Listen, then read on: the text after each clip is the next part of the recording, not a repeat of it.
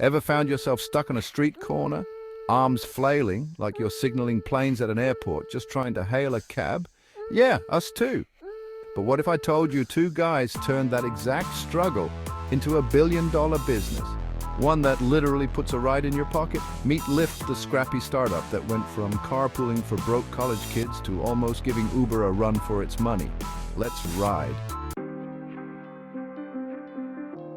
Our story begins in 2007 when Logan Green, a guy who grew up carpooling because his parents didn't believe in wasting gas, teamed up with John Zimmer, a Cornell University grad who wanted to make carpooling cool again. Together, they created ZimRider, a college-focused ride-sharing service that was basically the Tinder for carpoolers, minus the swiping, or the awkward first dates. They soon realized something big. The real problem wasn't just about saving gas or making carpooling cool.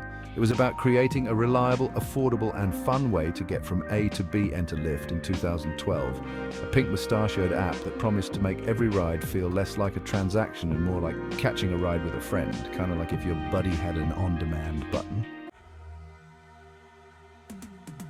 Let's face it, transportation before Lyft was either too expensive, too inconvenient, or downright unpredictable. You either got price gouged by taxis, lost in public transit, or had to deal with that one friend who always flaked on carpool duty. Lyft changed the game by making rides not just accessible, but affordable and fun. Oh, and they added in a fist bump for good vibes. They didn't just solve a logistics problem, they created a culture. Bright pink moustaches, friendly drivers, and yes, rides you could actually afford, even on a college student's budget. Lyft's journey to unicorn status was nothing short of wild. Investors loved the idea of democratizing rides, and the cash came pouring in faster than a five-star review. Over $5 billion in funding later, Lyft is now valued at a jaw-dropping $11 billion. That's a lot of pink moustaches. Today, Lyft is available in over 600 cities across North America, serving over 18 million riders a quarter. Oh, and they're not just about cars anymore. Electric scooters, bikes, and even rental cars are part of their empire.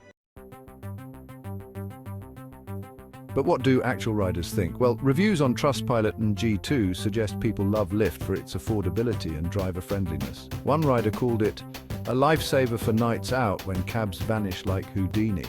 Another said, Lyft makes getting around feel less like a chore and more like an adventure. Of course, not everyone is happy. One review called Lyft, the app that's made me late to work and given me stories for the water cooler. But hey, even the best apps have their glitches. Lyft's not just about getting you to Taco Bell at midnight, they're also driving toward a greener future. From carbon-neutral rides to expanding EV options, they're proving that good vibes and good deeds can go hand in hand. Who knew saving the planet could be this stylish?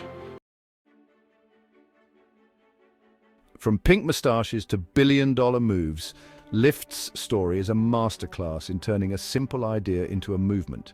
So the next time you hop into a Lyft, remember, you're not just getting a ride, you're part of a revolution on wheels. Hit like, subscribe, and let us know in the comments what's your craziest Lyft story. Until next time, keep dreaming big and riding pink.